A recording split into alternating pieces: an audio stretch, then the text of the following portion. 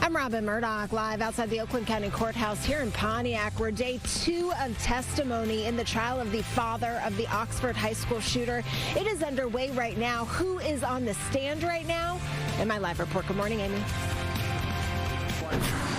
Good morning, Robin. The president's third State of the Union. What to know about last night's speech. And while it was going on, Fox 2 was given exclusive access to the White House. To get a look at some other agenda items in the works, our Rup Raj has details from the Capitol. Working for you. Fox 2 News live at 11 starts now. Good morning, and thanks for being with us on this Friday, March 8th. I'm Amy Lange. The trial for the father of the Oxford High School shooter entering its second full day. This morning, a computer crimes expert took the stand detailing James Crumbley's actions leading up to the shooting, where Crumbley's son killed 4 of his classmates. Fox 2's Robin Murdoch is joining us live from Pontiac with some of today's testimony. Good morning, Robin. Good morning, Amy. Amy, you are right. Day 2 of testimony is happening right now. There is an investigator on the stand who helped process the crime scene at Oxford High School back on November 20 of 2021. I'll get into his testimony in just a moment, but actually the first witness to take the stand this morning was the last witness who was on the stand yesterday, and that is that computer crimes expert who spent hours and hours and hours looking over video of the shooting within the halls of Oxford High School. A very emotional testimony yesterday. Now, the vets had an opportunity to cross-examine him, and they did spend more than a half an hour or so doing that. As you know, and as you just mentioned, James Crumbley, he does face 4 counts of involuntary manslaughter for each of the students that was killed back on November 30th by his son. Now, 7 others were injured when that 15-year-old opened fire that day. Now, during cross-examination, that computer crimes expert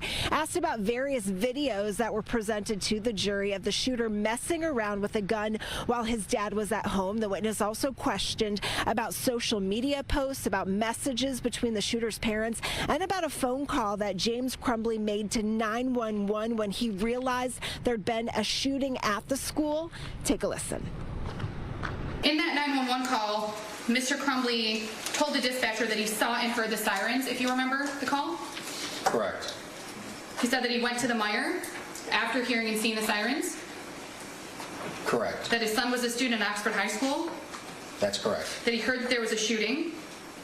Correct. That he discovered that his gun was missing? That's correct. That he didn't know if his son took the gun? Correct. And that he was freaking out? That's correct. Now, I've just been monitoring what's happening in the courtroom, and it does appear that they are taking a break currently.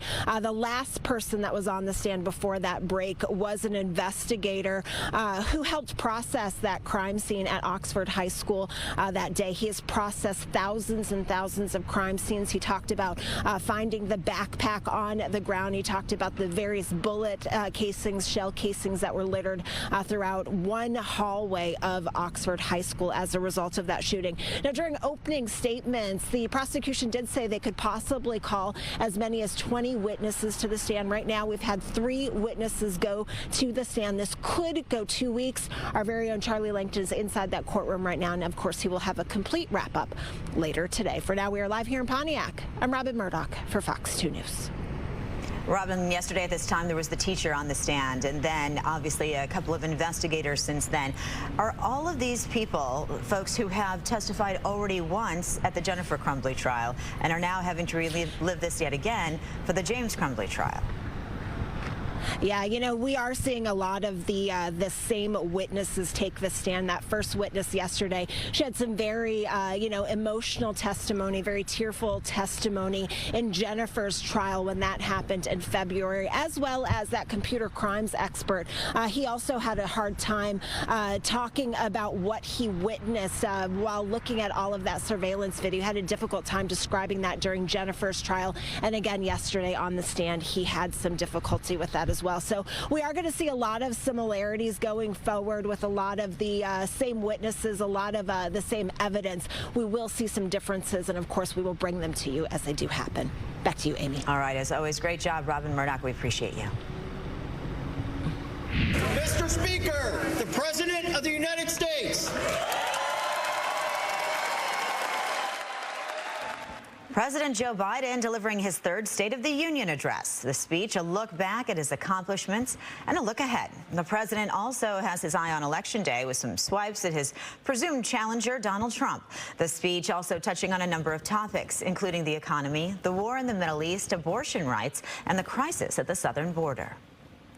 Wages keep going up. Inflation keeps coming down. I've been working nonstop to establish an immediate ceasefire that would last for 6 weeks to get all the prisoners released, to get the hostages home. You, the American people, send me a Congress that supports the right to choose. I promise you, I'll restore Roe v. Wade as the law of the land again. I will not demonize immigrants saying they are poison in the blood of our country. I will not separate families. I will not ban people because of their faith. Well, after the address, it was time for the Republican response, the GOP choosing Alabama Senator Katie Britt. Her message from her kitchen table is that the president just doesn't get it. He's out of touch. Under his administration, families are worse off, our communities are less safe, and our country is less secure. I just wish he understood what real families are facing around kitchen tables just like this one. The president now hitting the road, making a case for a second term. He'll be in Georgia this weekend, where former President Trump will also be visiting. Georgia holding its primary on Tuesday. And this week, leaders in Washington giving Fox 2 behind-the-scenes access leading up to the State of the Union address. Fox 2's Rup Raj asking leaders about issues impacting people right here in Michigan. Good morning, Detroit. As the State of the Union address was taking place, Fox 2, just hours beforehand, was invited to the White House to be part of a regional summit of other reporters from across the country, just a handful, to talk about some big issues that this president wants to take on. One of the things we were able to talk to was the Office of Gun Violence Prevention. That's an office that was started less than 200 days ago, and we actually were able to talk to the Office of Gun Violence Prevention about the Oxford High School shooting. And the gentleman who's in charge of that told us at that summit, you know what, if something like Oxford was to happen again and there was a young man who was troubled, this particular office would look for ways to put boots on the ground and figure out at schools how to detect that kind of a mental health issue, things that they're working on right now. But you know, the State of the Union address had a lot to do with reproductive health. You heard the president talk about a lot of other issues, including the conflict with Israel in Gaza. But it was interesting because we had the chance to talk to some big names about what the president is focusing on, not only for this address that he delivered yesterday, but what he's hoping will be the next 4 years moving forward. Take a listen. The president takes that very seriously. He's actually spoken about it directly to the American people. You know, he understands that. He understands how Americans could feel about his age. Here's what I will say. With age comes experience. I just laid out his accomplishments over the last 3 years. He has done more in the first 3 years than most presidents have done in 2 terms. He ended the Remain in Mexico protocol, which was working really well to stave off illegal immigration. He mandated catch and release that said if you come here illegally, you're immediately going to get released into the interior of the country. And we don't even know how many millions of people have now come in because they don't even keep track. And so through this election cycle, Fox 2 is your source for all the news when it comes to politics. Again, Fox 2 invited to be part of this exclusive summit here at the White House, giving you a preview of the State of the Union. Stay with Fox 2 all election season long, online and on television for all the latest news. At the White House, Rup Raj, Fox 2 News. Well, President Biden's critics were also tuning in to last night's address. We stopped by the Abandon Biden campaign's watch party in Dearborn. It was hosted by members of Metro Detroit's Arab American community. Many of them voted uncommitted in the primary in protest of the lack of a ceasefire in Gaza and the Biden administration's support for Israel. You can see all these footages of starving children, dying children. I mean, it just breaks my heart as a mother. I mean, really? You kill all my children and then you ask me that I will vote for you? Absolutely not. The vote uncommitted effort during the Michigan primary pulled in more than 100,000 votes. The abandoned Biden campaign says this event is just one of several anti-Joe Biden efforts this election season.